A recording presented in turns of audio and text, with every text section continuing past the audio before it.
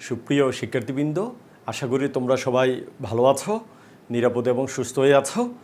আজকে আমি তোমাদের নগ্নবীজি ও আবৃতবীজি উদ্ভিদের তৃতীয় ক্লাস করাচ্ছি। এর আগে আমি দুটা চ্যাপ্টার করিয়েছি, আবৃতবীজি উদ্ভিদের নগ্নবীজি এবং আবৃতবীজের ক্লাস করিয়েছি। আবৃতবীজি উদ্ভিদের মধ্যে আমি একটু স্মরণ করিয়ে দিই। গোত্র যদি আমরা পড়তে চাই তাহলে আমাদের কিছু অমরাবিন্যাস, তারপর হচ্ছে পুষ্পপত্র বিন্যাস, তারপর পুষ্পবিন্যাস, পাতা, ফুল, ফল ইত্যাদি সম্পর্কে ধারণা থাকা দরকার। এগুলো আমি আগের ক্লাসে বুঝিয়েছি। তোমরা একটু এই ক্লাসটা করার আগে অন্তত ওগুলো একটু দেখে নিবা, না হলে কিন্তু তোমরা বুঝতে পারবে না।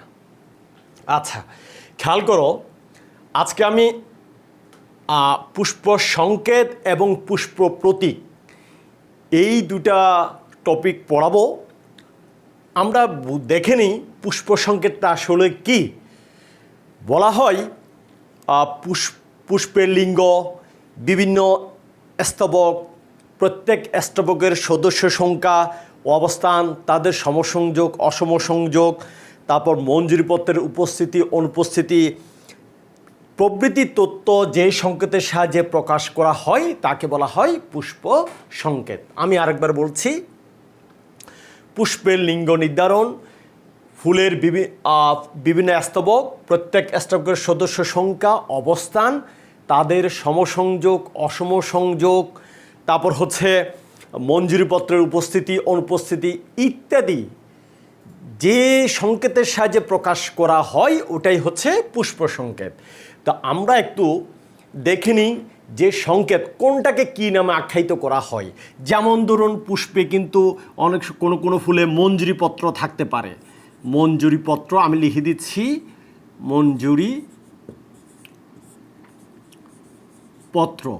মঞ্জুরিপত্রকে আমরা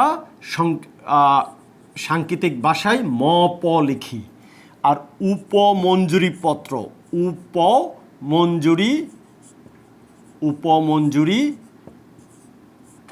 উপমঞ্জুরিকে পত্রকে লিখি আমরা উম-প। খেয়াল করো, মঞ্জুরিপত্রকে এটাকে ব্র্যাক্ট বা বি দিয়ে করা হয়, আর এটা হচ্ছে উপমঞ্জুরিপত্রকে হয় ইংলিশে বলা হয় ব্র্যাকটিওল, যেটাকে বাংলায় বলা হয় উম-প। এরপর হচ্ছে উপবৃতি, এপিক্যালিক্স যেটাকে বলা হয় এপিক্যালিক্স, উপবৃত্তিকে আমরা উভৃ লিখি, উভৃ। এগুলো হচ্ছে সাংকেতিক ভাষায় এইভাবে লেখা হয়। এরপর হচ্ছে বৃতি, যেটাকে বলা হয় ক্যালিক্স, এটাকে বলা হয় আমরা বি লিখি। এরপর হচ্ছে দলমণ্ডল বা দল লিখি। দলমণ্ডলকে আমরা দ দিয়ে লিখি, যেটাকে বলা হয় করলা। আর পুংস্তবককে লিখি এন্ডোসিয়াম, পুংস্তবক ইংলিশে বলা হয় এন্ডোসিয়াম, আমরা স্বাভাবিকভাবে সংক্ষিপ্ত করে পুং লিখি। তারপর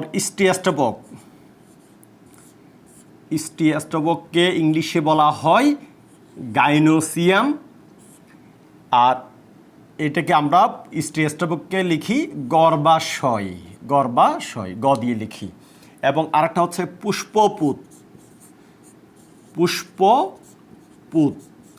পুষ্পপুত হচ্ছে আমরা পু দিয়ে লিখি। খেয়াল করো, আমি আরেকটু স্মরণ করে দিই। মঞ্জুরিপত্রকে বলা হয় ইংলিশে বলা হয় ব্র্যাক্ট, ওটা বি দিয়ে লেখা হয়, আর বাংলা এখানে ম-প দিয়ে লিখি। উপমঞ্জুরিপত্র ব্র্যাকটিওল, এটাকে উম-প। উপবৃতি এপিক্যালিক্স, এটাকে বাংলায় আমরা লিখি উভৃ। ক্যালিক্স বৃতি, যেটাকে আমরা ব্রি এইভাবে লিখি। দলমণ্ডল, এটা করলা বলা হয়, দ দিয়ে লিখি। পুংস্তবক অ্যান্ড্রেসিয়াম, এটাকে আমরা পুং দিয়ে লিখি। স্টিয়াস্টবক গাইনেসিয়াম, এটাকে আমরা গ দিয়ে লিখি। আর পুষ্পপুত, এটাকে আমরা ইংলিশে বলি পেরিয়েন্ট বা পুষ্পপুত। পুষ্পপুতটা একটা স্মরণ করিয়ে দিই, যে ফুলের বৃতি এবং দলকে আকার আকৃতি এবং বর্ণে যদি পৃথক করা না যায় ওটাকে বলা হয় পুষ্পপুত। হ্যাঁ, তখনই আমরা পুষ্পপুত এভাবে লিখি। আর পুষ্পপুতের প্রত্যেকটা অংশকে তখন টেপাল বলা হয়। এছাড়া আমরা একটু খেয়াল করো, এছাড়া যদি এইভাবে সাংকেতিক অসম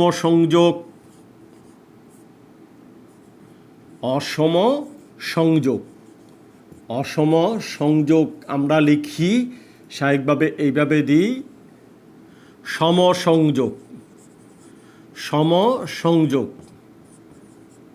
সমসংযোগকে লিখি এইভাবে, যেটা যুক্তাকারে থাকে। অসম সংযোগ, তারপর হচ্ছে সমসংযোগ। এরপর খেয়াল করো অধিগর্ভ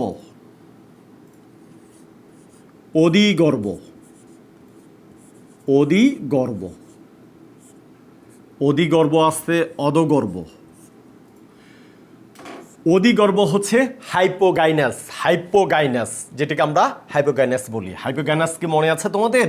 হাইপোগাইনাস হচ্ছে, আমি একটু এঁকে দেখাচ্ছি, যখনই গর্ভাশয় এইখানে, তারপর এইখান থেকে নিচ থেকে যদি বিভিন্ন স্তবক উৎপন্ন হয়, এটাকে বলা হয় হাইপোগাইনাস। তখনই আমরা কিন্তু এই যে গর্ভাশয়ের নিচে তখনই কিন্তু দাগ দিই, এমনিতে দাগ দিই না। আর অধগর্ভ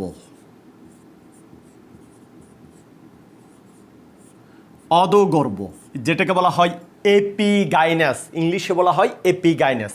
তখনই অর্থাৎ গর্ভাশয়ের উপর থেকে যদি বিভিন্ন স্তবক উৎপন্ন হয়, এটাকে বলা হয় এপিগাইনাস। এই অধগর্ভ যদি হয় তখনই আমরা উপরে দাগ দিই। আর আরেকটা আছে, এটাকে বলা হচ্ছে পেরিগাইনাস হচ্ছে অধগর্ভ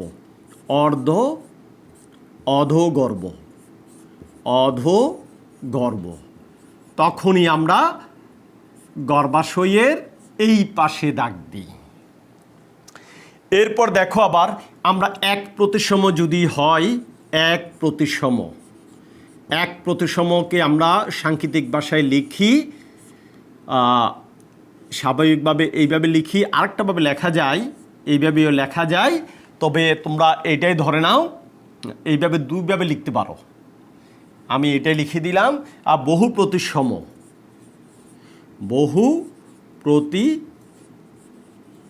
বহু প্রতিসমকে আমরা লিখি এইভাবে। আর এই পুংকেশরকে আমরা লিখি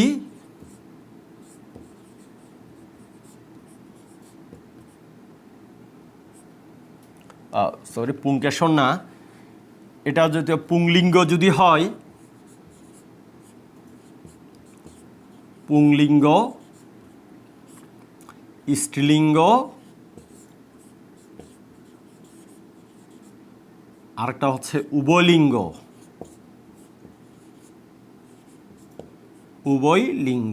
খেয়াল করো, উভয়লিঙ্গ যদি হয় আমরা স্বাভাবিকভাবে এইভাবে দিই। আচ্ছা, পুংলিঙ্গ যদি হয় আমরা এইভাবে দিই, স্ত্রীলিঙ্গ হলে আমরা এইভাবে দিই। পুংলিঙ্গ, স্ত্রীলিঙ্গ, উভয়লিঙ্গ, খেয়াল করো। তাহলে তোমরা বুঝতে পেরেছ এখানে। আর আরেকটা আছে, এটা হচ্ছে অনেক সংখ্যা যদি বুঝাই, সংখ্যায় যদি অনেক থাকে, সংখ্যায় অনেক, এইটা লিখে দিই।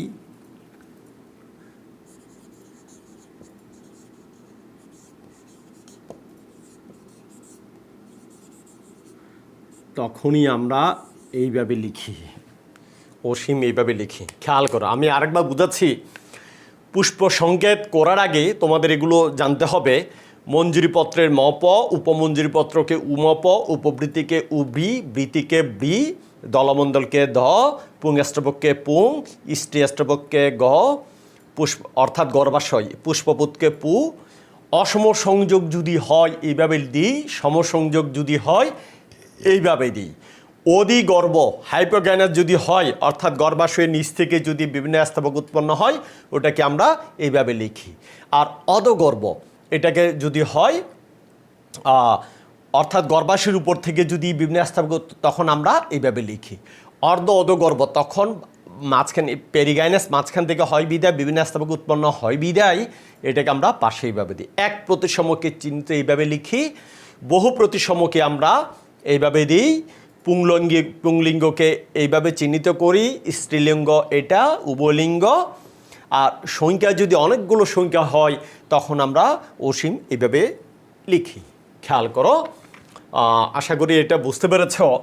উদাহরণস্বরূপ আমি একটা সংকেত লিখি, যেমন ধরুন তোমাদের পাঠ্যপুস্তকে যেটা আছে, জবা ফুল এবং জবা ফুল, আর একটা হচ্ছে ধান গাছের ফুলের, অর্থাৎ মালবেসি এবং পোয়েসি। যেমন ধরুন মালবেসিতে আছে তোমাদের জবা ফুলের মালবেসি, আমি একটু লিখে দিই মালবেসি। মালবেসির মধ্যে জবার মধ্যে যেটা আছে এটা হচ্ছে বহু প্রতিসম, এটা হচ্ছে উভয়লিঙ্গ, উভ্রি পাঁচটা থাকে, বৃতি থাকে পাঁচটা, বৃতি পাঁচটা, এটা যুক্ত। তারপর হচ্ছে দলমণ্ডল পাঁচটা, পুংকেশর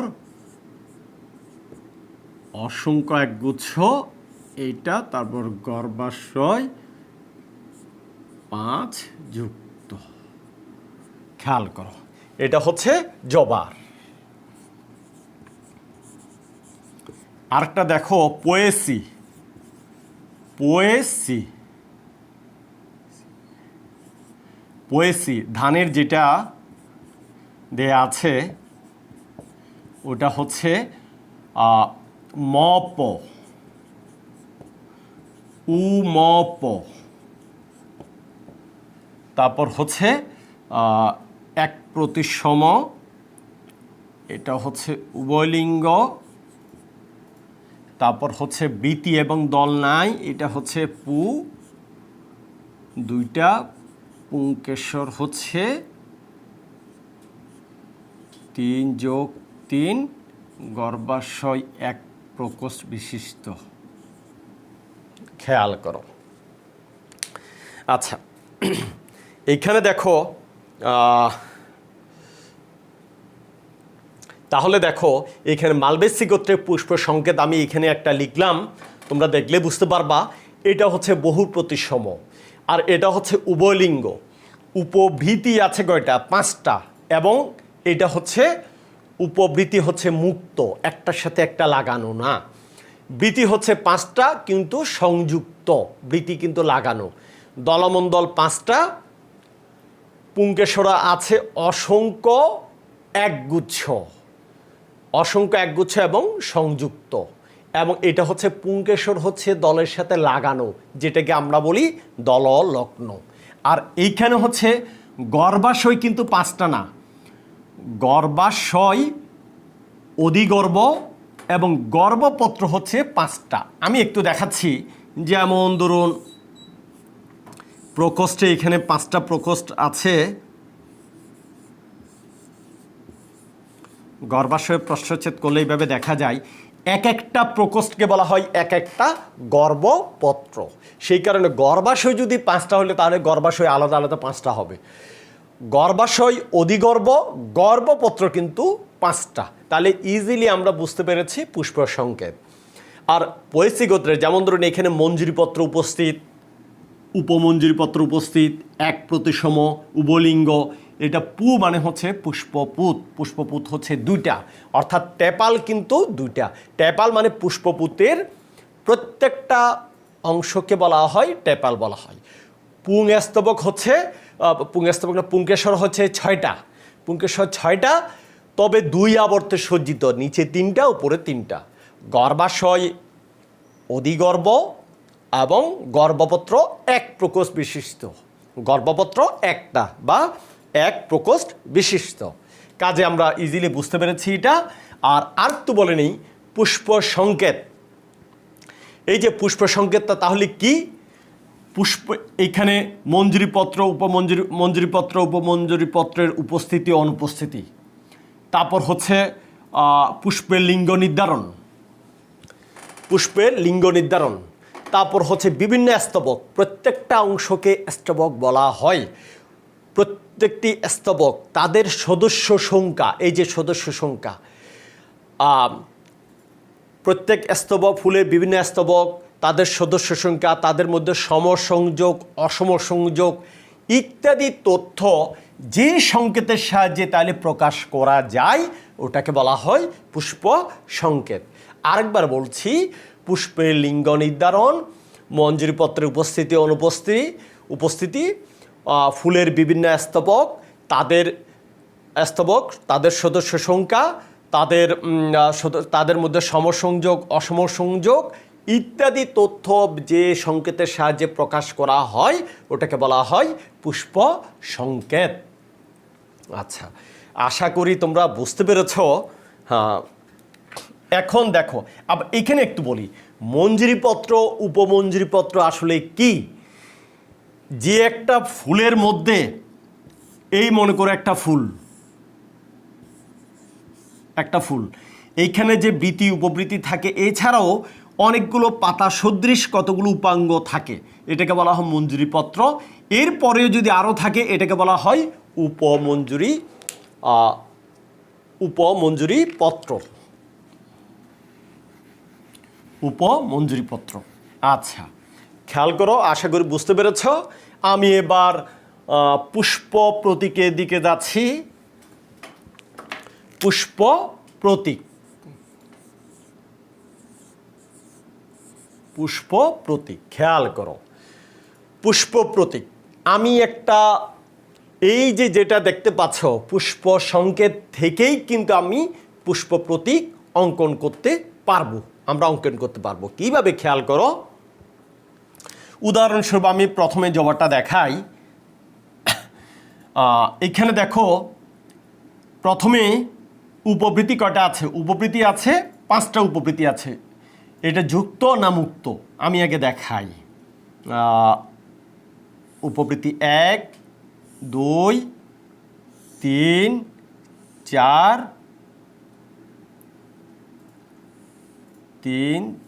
5।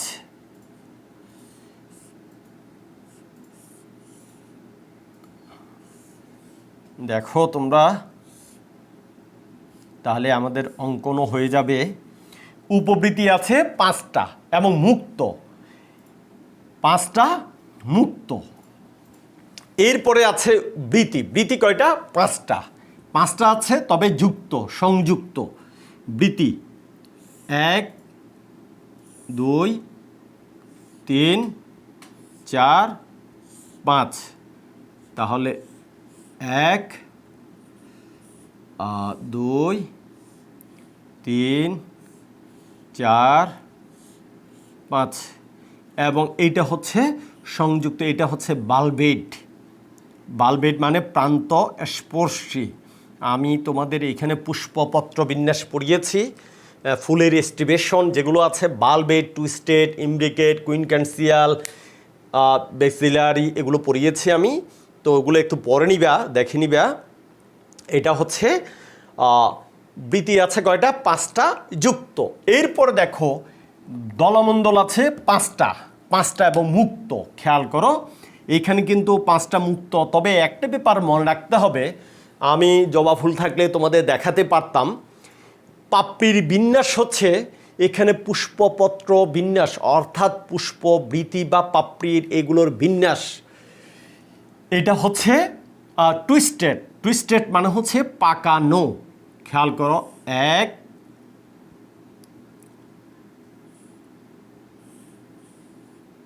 2, 3,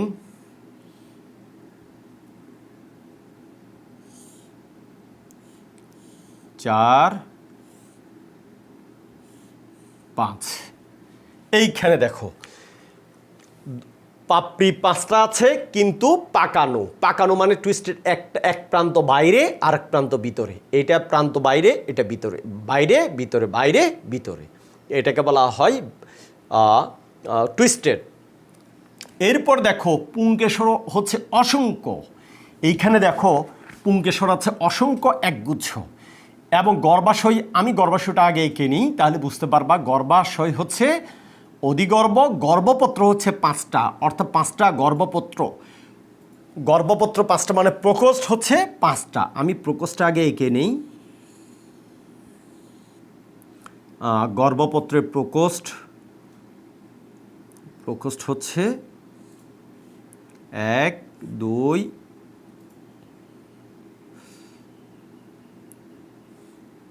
1 2 3 4 5।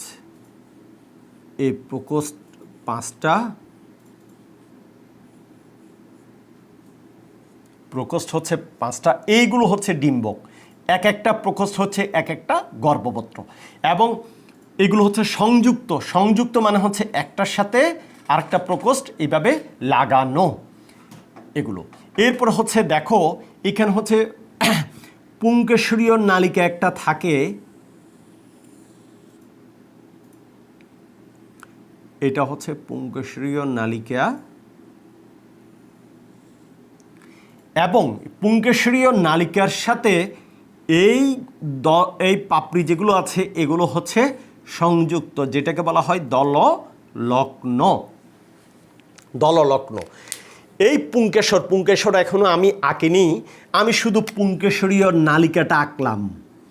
এই পুংকেশরীয় নালিকার সাথেই কিন্তু পুংকেশরগুলো থাকে। আমি পুংকেশরগুলো এঁকে দেখাচ্ছি। পুংকেশর অসংখ্য, অসংখ্য এইভাবে থাকে। পুংকেশর অসংখ্য,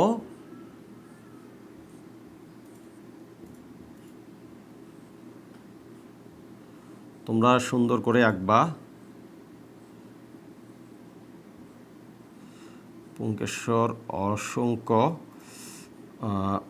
এইখানে দেখো অসংখ্য মানে অনেকগুলো থাকে। এই পুংকেশরগুলো থাকে কিন্তু পুংকেশরীয় নালিকার সাথেই থাকে। এই পুংকেশরীয় নালিকার সাথেই কিন্তু পুংকেশরগুলো থাকে। এই পুংকেশরগুলো নালিকাটা কিন্তু দলের সাথে লাগানো, সেই কারণে আমি এখানে দললগ্ন, যেটাকে বলা হচ্ছে দললগ্ন, দললগ্ন।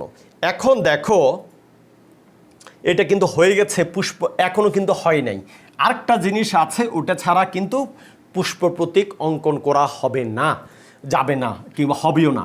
এটা হচ্ছে যেটাকে বলা হয় মাতৃ অক্ষ বলা হয়। মাতৃ অক্ষ। মাতৃ অক্ষটা কি? মনে করো এটা একটা ফুল গাছ, এইখান থেকে ফুলটা হচ্ছে, যে অক্ষ থেকে ফুলটা হয় ওটাকে বলা হয় মাতৃ অক্ষ। যে অক্ষ থেকে ফুলটা হয় এটা হচ্ছে মাতৃ অক্ষ। এইখান থেকে পেছনেরটা হচ্ছে পশ্চাৎ অক্ষ, এটা হচ্ছে সম্মুখ অক্ষ। আচ্ছা, তাহলে আমরা মাতৃ অক্ষ বুঝতে পারলাম। যে অক্ষ থেকে পুষ্পটা উৎপন্ন হয় ওটাকে বলা হয় মাতৃ অক্ষ। তাহলে খেয়াল করো, আমি যদি এখানে আমরা মোটামুটি একটা পুষ্প সংকেত থেকেই কিন্তু পুষ্প প্রতীক অঙ্কন করতে পারি। তোমরা ইজিলি এটা বুঝতে পেরেছ? দেখো এখানে আমরা তাহলে পুষ্প প্রতীকের সংকেত, পুষ্প প্রতীকটা কি আসলে, তাহলে কিভাবে বলবো? যে প্রতীকের সাহায্যে মাতৃ অক্ষের তুলনায়, যে প্রতীকের সাহায্যে মাতৃ অক্ষের তুলনায় এর বিভিন্ন স্তবকের, এর যে বিভিন্ন স্তবক মানে কি, প্রত্যেকটা অংশকে, ফুলের অংশগুলোকে স্তবক বলা হয়। এর বিভিন্ন স্তবকের পুষ্পপত্রগুলোর অবস্থান, তাদের সংখ্যা, তারপর সমসংযোগ, অসমসংযোগ, পুষ্পপত্র বিন্যাস। এই যে পুষ্পপত্র বিন্যাসটা কি, ফুলের মুকুল অবস্থায় বৃতি বা পাপড়ি যদি যেভাবে বিন্যস্ত থাকে ওটাকে বলা হয় পুষ্পপত্র বিন্যাস বা ফুলের স্ট্রিবেশন বলা হয়, যেটা আমরা ভালভেট, টুইস্টেড, ইমব্রিকেট এগুলো বলেছি। তাহলে অমরাবিন্যাস, অমরাবিন্যাস হচ্ছে এখানে অক্ষীয়, এই যে অক্ষীয়, অক্ষীয় অমরাবিন্যাসটা কি? এক একটা প্রকোষ্ঠকে এক একটা গর্ভপত্র বলা হয়। যেমন জবা ফুলের অক্ষীয় অমরাবিন্যাস, জবা ফুলের অমরাবিন্যাস হচ্ছে অক্ষীয়। এইখানে দুই বা ততোধিক গর্ভপত্র একত্রিত হয়ে কেন্দ্র থেকে যদি অমরা সৃষ্টি হয়, এটা হচ্ছে কেন্দ্র থেকে অমরা, এই যে এটা হচ্ছে অমরা, এইখান থেকে ডিম্বকগুলো হচ্ছে, এই কেন্দ্র থেকে অমরা সৃষ্টি হয়। অমরা মানে প্লাসেন্টা, প্লাসেন্টা যেখান থেকে অমরা বা ডিম্বকে যেখান থেকে অমরা সৃষ্টি হয় ওটাকে বলা হচ্ছে অক্ষীয় অমরা বিন্যাস। তাহলে আরেকবার আমি বলি পুষ্প প্রতীকটা কি।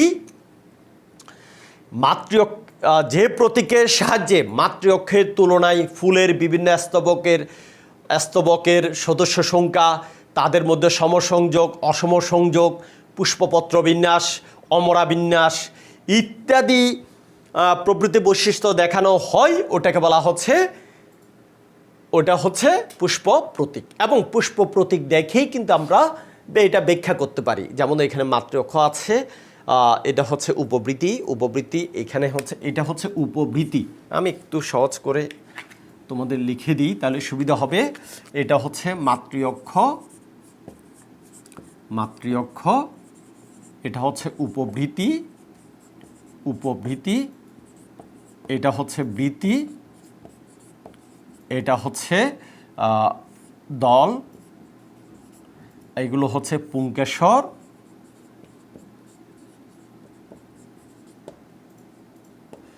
আর এটা হচ্ছে পুংকেশরীয় নালিকা,